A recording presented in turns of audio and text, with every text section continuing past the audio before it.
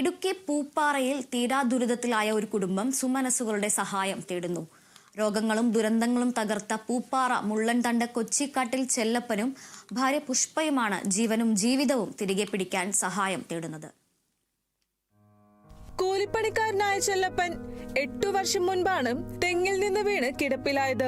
ഏറെ നാളത്തെ ചികിത്സയ്ക്കൊടുവിൽ ഇടതുകാലിന്റെയും ഇടതു കൈയിന്റെയും ചലനശേഷി ഭാഗികമായി തിരിച്ചു കിട്ടിയെങ്കിലും ജോലിയൊന്നും ചെയ്യാൻ കഴിയില്ല. ഭാര്യ പുഷ്പ കൂലിപ്പണിക്ക് പോയാണ് കുടുംബം പുലർത്തിയിരുന്നത്. 1 മാസം മുൻപ് പുഷ്പ തളർന്നു വീണു. പണമില്ലാത്തതിനാൽ ആശുപത്രിയിൽ പോകാതെ വീട്ടിൽ കിടന്ന ഇവരെ ചില പൊതുപ്രവർത്തകരിടപെട്ടാണ് ആദ്യം രാജകുമാരി ഗവൺമെന്റ് ആശുപത്രിയിലും പിന്നീട് തേനി ഗവൺമെന്റ് മെഡിക്കൽ കോളേജിലും എത്തിച്ചത്. ചെല്ലപ്പൻ തെങ്ങിൽ നിന്ന് വീണ് പരിക്കുപറ്റി ഹോസ്പിറ്റലിലായിരുന്നു. നടക്കാൻ പോലും സാധിക്കില്ലാതിരുന്നൊരു അവസ്ഥയിലാണ് ഇപ്പോൾ പുഷ്പ രോഗിയായി മാറിയത്. പുഷ്പയ്ക്ക് വലിയൊരു ഓപ്പറേഷൻ നടത്തേണ്ടി വന്നു. മധുര മെഡിക്കൽ കോളേജിൽ പോകാൻ പൈസ ഇല്ലാതിരുന്നപ്പോൾ നമ്മുടെ നാട്ടുകാരാണ് സഹായിച്ചതും. അവരെ 108 ആംബുലൻസ് വിളിച്ചാണ് ഹോസ്പിറ്റലിൽ നിന്ന് ഡോക്ടർ പറഞ്ഞു വിട്ടത്. അതനുസരിച്ച് ഹോസ്പിറ്റലിൽ പോയി ഓപ്പറേഷൻ കഴിഞ്ഞ് വന്നിരിക്കുകയാണ്. ആ കുടുംബത്തിന് യാതൊരുവിധ ധനസഹായങ്ങളും ഇല്ല. മക്കളാണെങ്കിലും ഇല്ല, ആൺമക്കളാരും ഇല്ല സഹായിക്കാൻ. ഒരു മോള് മാത്രമേ ഉള്ളൂ. ഒരു മോള് മരണപ്പെട്ടതാണ് നേരത്തെ. അതുകൊണ്ട് നമ്മൾ സുമനസ്സുള്ള ആൾക്കാർ അവരെ സഹായിക്കണമെന്ന് വിനീതമായി അപേക്ഷിക്കുന്നു. തേനിയിൽ നിന്നും വിദഗ്ധ ചികിത്സയ്ക്കായി മധുരയിലെ ഗവൺമെന്റ് മെഡിക്കൽ കോളേജ് ആശുപത്രിയിലേക്ക് കൊണ്ടുപോയി.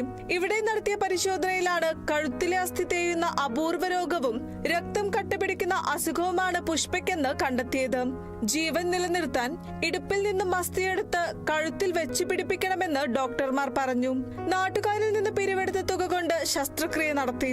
2 ആഴ്ച മുൻപ് പുഷ്പയെ വീട്ടിലെത്തിച്ചെങ്കിലും എഴുന്നേറ്റ് നിൽക്കാൻ കഴിയാതെ ചലനശേഷി പൂർവ്വമായും നഷ്ടപ്പെട്ട അവസ്ഥയിലാണ്.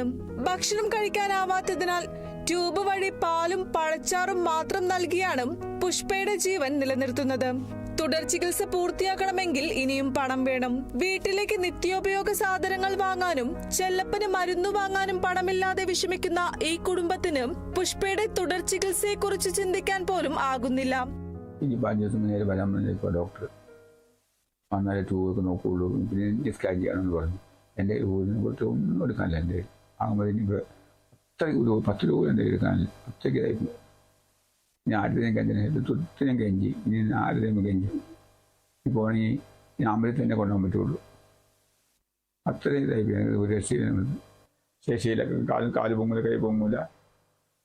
എനിക്കും പറ്റില്ല, എനിക്കൊരു കൈയും പറ്റില്ല, കാലും പറ്റില്ല. മൂത്ത മകൾ ദിവ്യയെ നേരത്തെ വിവാഹം ചെയ്തയച്ചു. ഇളയ മകൾ വിദ്യ 2 വർഷം മുൻപ് തൃപ്പൂണിത്തറയിൽ ജോലിക്ക് പോയപ്പോൾ ട്രെയിൻ തട്ടി മരിച്ചു.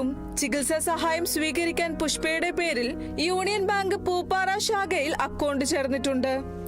Kerala vision news, Idukki.